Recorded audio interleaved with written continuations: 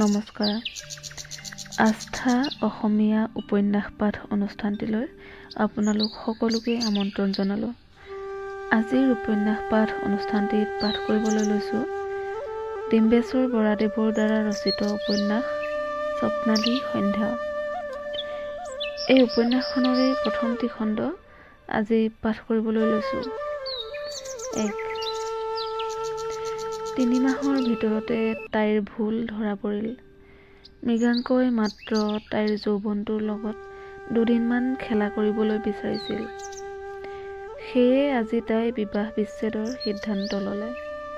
কিন্তু তাইৰ জানো বিয়া হৈছিল? কল্পনাৰ স্বপ্নবোৰ যে এনেকৈয়ে থান-বান হৈ যাব তাই কালিলৈকে ভবা নাছিল। তাই স্বপ্ন দেখিছিল এদিন তাইৰ বিয়া হ'ব। বিয়াৰ দিনা ৰাতি 11-12 বজাৰ পিছত সিহঁতৰ পদূলিত তাইৰ মনৰ সপোন কোঁৱৰ দৰা সাজেৰে পাটৰ ধুতি পাঞ্জাবী, গাত বুটা বছা চাদৰ, মূৰত তুলসীৰ মালা পিন্ধি হাজিৰ হ'ব। আৰু তাইৰ মাক দেউতাকৰ লগতে বংশ পৰিয়ালৰ মানুহে আদৰি আনি ৰভাতলত বেদীৰ আগত বহুৱাবহি। আয়তীসকলে শোৱাগুৰি তুলিবলৈ যাব। বোৱাৰী জীয়ৰীহঁতে জাত জাত কৰুণ ৰেখৰে সিক্ত বিয়ানাম গাব। দৰা আদৰাৰ সময়ত কলপুলিৰ তলত দৰা আৰু দৰাৰ লগত অহা মানুহৰ গালৈ চাউল দলিয়াব। বিশেষকৈ ডেকা গাভৰুবোৰে ছোৱালীৰ গালৈ অবিৰামগতিত চাউল দলিয়াব। দৰা হোমৰ গুৰিত বহাৰ পিছত তাইৰ দেউতাকে গাত চেলেং চাদৰ লৈ হোমৰ গুৰিত বহি বৈদিক কামখিনি সমাপন কৰাৰ পিছত তাইক কোনোবাই দাংকোলা কৰি আনি হোমৰ গুৰিত দৰাৰ বাওঁ হাতে বহুৱাই দিব। তাৰ পিছত অথচ আজি নিষ্ঠুৰ বাস্তৱে তাইক লৈ ইটিকিং কৰিলে কিয়? তাই জানো বিয়াৰ নামত প্ৰেমৰ নামত ইয়াকে বিচাৰিছিল? তাই আজি ক'ত বহি আছে ক'ব নোৱাৰে। বহুতো পথ তাইক মাৰুতি ভান এখনত তুলি লৈ আহিছিল। তাৰ পিছত উখুৰা মুখুৰা গাঁৱৰ পথেৰে কিমান খোজ কাঢ়িছিল তাই ক'ব নোৱাৰে। তাই খোজকাঢ়িব নোৱাৰা হ'লেই 2টা পালোৱান চেহেৰাৰ ডেকা ল'ৰাই তাইক বাহুত ধৰি দাঙি নিয়ে। ক'লৈ আনিছে তাই ক'ব নোৱাৰে। মৃগাংকয়ো আচল কথা কোৱা নাই, মানে তাই সোধা কোনো এটা কথাৰেই উত্তৰ দিয়া নাই। বৰ বেছি কথা সুধিলে সি তাইৰ কাষৰ পৰা আঁতৰি যায়।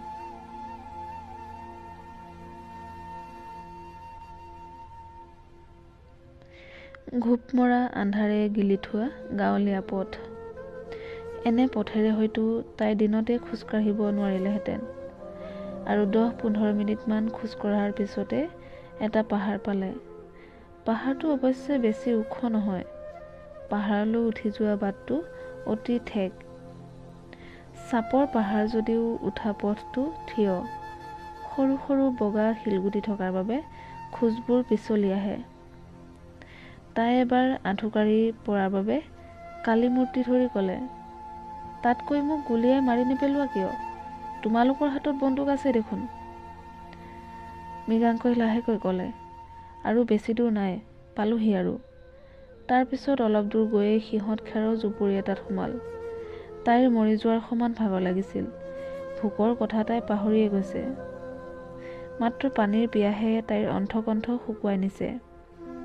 হয়, সেই আবেলি 3 বজাৰ পৰা নাই, এতিয়া ৰাতি কিমান হ'ল তাই ক'ব নোৱাৰে। তাইৰ হাতত ঘড়ী নাই। তাইক হাত নোহোৱা চকী এখনত বহিবলৈ দিলে। পিতলৰ গিলাচ এটাত পানী আনি দিলে। নিজৰাৰ ফটিকৰ ধাৰ যেন পানী। তাই একে উশাহতেই 3 গিলাচ পানী খালে। গাভৰু ছোৱালীৰ ৰূপত মোহ যোৱা আৰু প্ৰেমত পৰা একে কথা জানো। মৃগাংকই তাইৰ প্ৰেমত পৰিছে নে তাইৰ টলমল যৌৱনপুষ্ট দেহটোৰ প্ৰেমত পৰিছে? আৰু তাই? হয়, তাই মৃগাংকক ভাল পোৱাটোত সন্দেহ নাই। কিন্তু ভালপোৱা আৰু প্ৰেমত পৰা দুয়োটা সম্পূৰ্ণ বিপৰীতধৰ্মী কথা। তাই মৃগাংকক ভাল পায়। তাই তাৰ লগত প্ৰেমত পৰা নাই। অথচ প্ৰেমত পৰিলেও তাই তাৰ লগত বিয়া হ'ব নোৱাৰে। ভালপোৱা, প্ৰেমত পৰা আৰু বিয়া হোৱা কোনোটো যেন কোনোটোৰ লগত সম্বন্ধ নোহোৱা কথা। কিন্তু তাই এতিয়া কৰিব কি? কথাবোৰ তাই তাক বুজাব পৰা নাই। তাৰ মানে প্ৰেমে প্ৰতিদান নিবিচাৰে। প্ৰেমৰ প্ৰতিদান হ'ল বিয়া, আৰু বিয়াৰ অৰ্থ হ'ল দৈহিক সম্পৰ্ক স্থাপন। দেহদানেই প্ৰেমৰ শেষ পৰিণতি। তাৰ পিছত যেন আৰু একো পাবলৈ বাকী নাথাকে। তেনেহ'লে তাইক মৃগাংকই কেৱল উপভোগৰ বাবে আনিছে, কিন্তু তাৰ বাবে ইমানখিনি কিয় কৰিব লাগিছিল? স্বপ্নালী, তুমি মোৰ লগত এতিয়াই ইয়াৰ পৰা যাব লাগিব, আহা। তাৰ উত্তৰত তাইৰ ক'বলগীয়া বহুত কথাই আছিল, ভাবিবলগীয়া, চিন্তা কৰিবলগীয়া অনেক কথা, অনেক যুক্তি আছিল। কিন্তু মৃগাংকই তাইক কোনো কথা কোৱাৰ সুবিধা নিদিলে। মাত্ৰ তাই দেখিছিল সিহঁতৰ গেটৰ মুখত দুখন মাৰুতি ভান ৰৈ আছে। দুয়োখনতেই মৃগাংকৰ বয়সৰ কেইবাটাও ডেকা ল'ৰা বহি আছে। উপৰ্যুপৰি হৰ্ণ বজোৱাৰ বাবে তাইৰ মাক আৰু ভনীয়েক বাহিৰ ওলাই আহিছিল। মাকৰ লগত মৃগাংকৰ কথাৰ কটাকটি হৈছিল।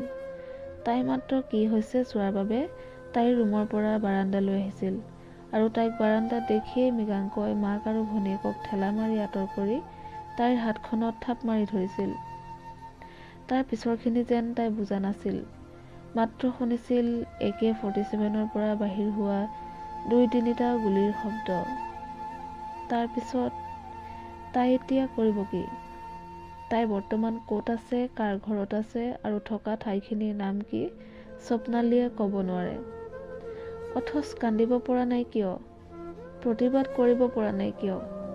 প্ৰকাৰান্তৰে তাই মৃগাংকৰ কথাবোৰ মানি লৈছে নেকি? তাই নাৰী, তাই এজনী নাবালিকা ছোৱালী, তাই অকলশৰীয়া। হাত ভৰি বান্ধি গুলী কৰি মৰাজনক বীৰ পুৰুষ বুলি ক'ব নোৱাৰি। মৃগাংক, হয় মোক মাৰি পেলোৱা, নহ'লে মোক ঘৰত থৈ আহাগৈ। মোৰ শেষ কথা। মই তোমাক ভাল পাওঁ, কিন্তু মই তোমাৰ প্ৰেমত পৰা নাই। সময়ৰ সোঁত কোনফালে বয় কোৱা টান। তথাপি শুনা স্বপ্নালী, ময়ো তোমাক ভাল পাওঁ। তোমাৰ অবিহনে জীয়াই থকাটো মোৰ বাবে বৰ কঠিন হ'ব স্বপ্নালী। মৃগাংক তাইৰ কাষৰ পৰা আঁতৰি গ'ল। তাৰ মুখৰ পৰা বৰ অকটা গোন্ধ এটা আহি তাইৰ নাকত লাগিল। মদৰ গোন্ধ যে ইমান বেয়া তাই জনাই নাছিল। স্বপ্নালী যেন তাইৰ দেউতাকৰ কলিজাটোহে। তাই জানে তাইৰ এইবোৰ ঘটনাই দেউতাকৰ মৃত্যুৰ কাৰণো হ'ব পাৰে। যদি তেনেকুৱা কিবা এটা ঘটনা ঘটিব লগা হয়, তাই তেতিয়া কি কৰিব? মানুহে কি ক'ব? সেইখন ঘৰলৈ তাই জানো কোনোবা দিনা যাব পাৰিব? মাকৰ উকা কপালে তাইক জানো শান্তি দিব? মাকে তাইক জানো ক্ষমা কৰিব পাৰিব? মৃগাংকক তাই যিমান ভাল ল'ৰা বুলি ভাবিছিল, সি তাৰ সম্পূৰ্ণ বিপৰীতহে। এৰা, তাক তাই আশৈ দি ভুল কৰিলে। নহয়, তাই কেতিয়াও ভুল কৰা নাছিল। মৃগাংক সমন্বত তাইৰ কি হয় তাই জানে কাৰণেই তাৰ লগত বন্ধুৰ দৰে কথা পাতে। বন্ধু হিচাপে তাইৰ মনৰ কথাবোৰ তাৰ আগত অকপতে কৈছিল। কথাৰ মাজত ডাঠ আৰবেৰ ৰখা নাছিল। অথচ তাতেই হয়তো ক'ৰবাত বৰ বেয়া ধৰণে ভুল হৈ গ'ল। স্বপ্নালীয়ে অৱশেষত এটা সিদ্ধান্ত লৈছিল। তাই আত্মহত্যা কৰিব। আত্মহত্যাৰেই মৃগাংকৰ আগত তাইৰ প্ৰতিবাদ সাব্যস্ত কৰিব। তাৰ পিছত যেন তাইৰ নিজৰে হাঁহি উঠিল। আত্মহত্যা মানেইতো সকলো শেষ। শেষৰ পিছত কি বাকী থাকিব? তাৰ পিছত তাইৰ ঘৰৰ মানুহৰ কি হ'ল, মৃগাংকই কি কৰিলে তাই জানো দেখিব? তাৰ পৰা লাভ হ'ব কাৰ? মৃগাংকই তাইৰ মৃত্যুৰ পিছতে অন্য এজনী ছোৱালী বিয়া কৰাব। ল'ৰা ছোৱালীৰে এখন সুখৰ সংসাৰ হ'ব। তাইৰ কি হ'ব? তাইৰ জাউতিযুগীয়া বদনাম এটা থাকি যাব। তাইৰ আত্মাই কোনোদিনেই মুক্তি নাপাব। মানুহে তাইৰ মৰা শৱটোৰ ওপৰত থুই পেলাব। মাক দেউতাকৰ বুকু চিৰদিনৰ বাবেই শুদা হ'ব। গতিকে তাই আত্মহত্যা নকৰে। তাই পাপ কৰা নাই। পাপ কৰিলেও, বেয়া কাম কৰিলেও আত্মহত্যাৰে শুধৰাব নোৱাৰি। তাই দুৰ্বল নহয়। মৃগাংকৰ হাতৰ পৰা তাই নিস্তাৰ পাব কেনেকৈ? তাৰ কবলৰ পৰা মুক্তি পালেও সমাজে আৰু সময়ে জানো তাইক সহজভাৱে ল'ব? তাইৰ এই কথাবোৰ গোপন হৈ নাথাকে। শৰতৰ সন্ধিয়া ফুলা শেৱালি ফুলৰ গোন্ধৰ দৰে চৌদিশে বিয়পি পৰিব। চৰিত্ৰৱান ছোৱালীজনী কাইলৈৰ পৰা চৰিত্ৰহীনা ছোৱালী হৈ পৰিব। কাৰ আগত তাই মুখ দেখুৱাব পাৰিব? মাক দেউতাকৰ পৰম বিশ্বাসী ছোৱালীজনী অবিশ্বাসী ছোৱালী হৈ পৰিব। তাই দেউতাকক কথা দিছিল তাই পঢ়া শুনা কৰি এদিন ডাঙৰ মানুহ হ'ব, মাক দেউতাকৰ নাম উজ্জ্বল কৰিব, বংশৰ নাম ৰাখিব। কিন্তু অকণমান পিছতে তাই কেইবা ৰাউণ্ড বন্দুকৰ গুলী ফুটা শুনিবলৈ পালে। 2জন নে 3জনৰ আঘাত অতি গুৰুতৰ। মৃগাংক কোন মুহূৰ্তত তাইৰ কাষৰ পৰা অন্তৰ্ধান হ'ল তাই ক'ব নোৱাৰে। পিছদিনা ৰাতিপুৱা তাইক ঘৰত চমজাই দিলেগৈ।